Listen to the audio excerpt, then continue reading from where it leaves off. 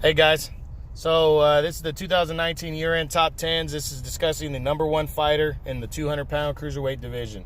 Want to break down? He's the best. He's number one. He's earned the number one status based on what he's done, and that is former two-time cruiserweight champion Maris Briedis. Briedis entered 2019 coming off of an interesting 2018, and the reason I say interesting, it was kind of a really big mixed bag.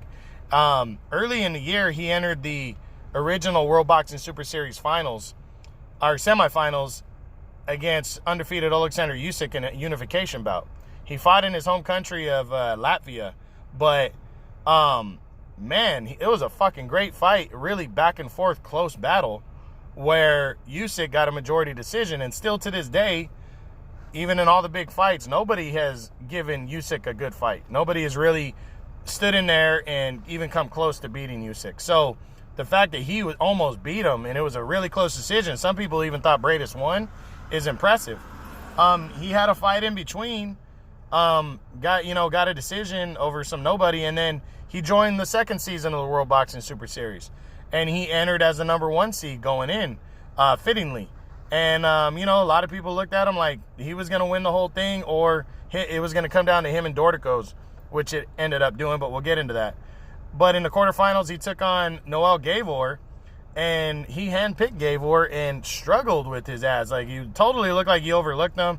Gavor outboxed him cleanly, in my opinion. And at the end, they scored it a very controversial 12-round unanimous decision for Briedis. They didn't even score the fight close, and I didn't even think he won. So, bad decision that went against Gavor.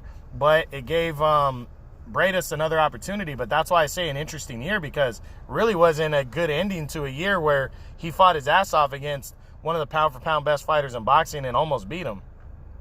So heading into the semifinals, I thought we were going to see a different thing. I thought he was going to beat Krzysztof Glowacki and punch his ticket to the finals, and I was hoping he was going to beat him convincingly after the whole debacle from that with the quarterfinals where he should have lost. The WBO title ended up being on the line. He was challenging Glowacki for it. And again, we had that controversy that I discussed in the video with Glowacki, where second round, Glowacki hit him with a rabbit punch, but it didn't seem too hard. And then Briedis decided to throw a back elbow, a hard one, that hit Glowacki in the side to the back of the head, and Glowacki went down from it. The referee, with the worst officiating I've ever seen, told him to get up instead of giving him 5 minutes. Glowacki told him to get up instead of giving him 5 minutes and continue. You could tell he was a little dazed, and Briedis jumped on him. Which Briedis, he didn't do the wrong thing to jump on him after that, but he hurt him from an illegal blow with an elbow. And then the bell rang, and Briedis the referee didn't hear the bell ring. And for about 15 seconds, Briedis kept teeing off on him, even though the guy ringing the bell kept ringing the bell over and over and over. And the referee, for some reason, missed it. He continued to pummel an already hurt Glowacki and hurt him even more. And then entered the third round. He just went right at Glowacki, who was hurt, knocked him out and finished him. And he became a two-time cruiserweight champ. The WBO eventually, because Glowacki protested it, he eventually decided to, the World Boxing Super Series said, hey, it is what it is. This is the ending. So he was in the final to meet Junior Dorticos. That fight never happened, though, the finals, because Glowacki protested it, and finally they put it in the hands of the WBO, the governing body for the title, and the WBO told them, they said, hey, you either fight Glowacki in a rematch, a mandatory rematch before, or you get stripped. Because he's under contract with the World Boxing Super Series, he decided to vacate and get stripped of that title, of the WBO title. So now, he still ends the year number one. And entering 2020, we're going to see, based on some of his performances. I mean, he hasn't had a really good, solid performance, in a while now. I'd say since the win over, or the loss to Usyk was the last time he really had a good, solid performance. He hasn't had a real good, clean win over a top fighter since he beat Marco Huck in 2017. I mean, you could say the World Boxing Super Series quarterfinal when he beat Mike Perez, but that was kind of ugly. So, yeah, I mean, which it wasn't all his fault, but Briedis really needs to prove himself right now. He's riding the coattails of that that hard-fought decision loss to Usyk, who's a pound-for-pound great. And he needs to step it up in 2020 if he wants to hold on to that top spot. He's got the tallest order. He's facing Junior Dorticos for the IBF title in the finals of the World Boxing Super Series tournament. And he's got an opportunity. You can't say he's not having an opportunity to prove he's the best. He's getting that opportunity, and we're going to see what he does with it. I do think he can beat Dorticos. I do think so. Maybe he's the better boxer, but the way he's looked, I don't know, Dorticos and the way Dorticos pressures and his power, I'm not sure, but we'll see, because Breidis does have some solid power too.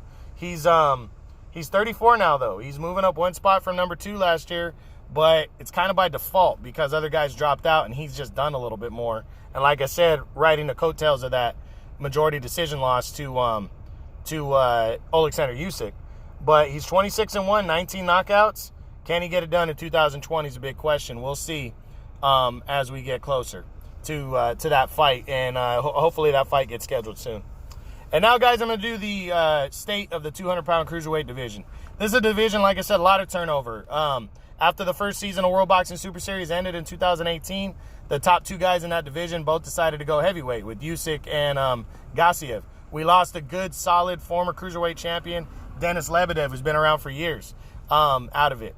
This division's wide open, though, but the thing is, there wasn't a lot of action. Not a lot of guys fighting each other, not a lot of action in 2019, which was disappointing because this is the division that is dying to break out, and they did with Alexander Usyk. And it just seems like every time they do, they lose people. Those guys decide to move up to heavyweight, which is their right. Heavyweight's a glamour division. You make more money. But I really do wish the cruiserweights could become like a solid division that guys are okay with being champion at, or at least having a good solid reign like it used to be in the 80s, because it just hasn't been that way in a long time, You really haven't had a good dominant American fighter that steps up and can really compete.